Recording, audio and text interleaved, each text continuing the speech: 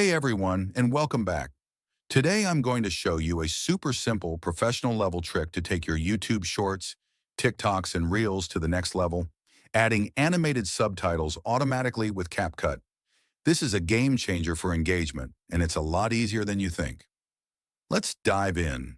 Music fades back in, then fades out as you start speaking again. First things first, open up CapCut. You'll want to click on Create Project to get started. Once you're in, navigate to the Import button and bring in the video you want to edit. I'm going to use this cool video here with the animated car. Now simply drag and drop your video clip onto the timeline below. This is where all the magic happens. With your video on the timeline, look at the top menu. You'll see an option for text. Click on that and a new panel will pop up on the left side of your screen. You're looking for Auto Captions. This is the cool part. CapCut uses AI to listen to your video and transcribe it for you. All you have to do is make sure the language is correct. Now click on Generate.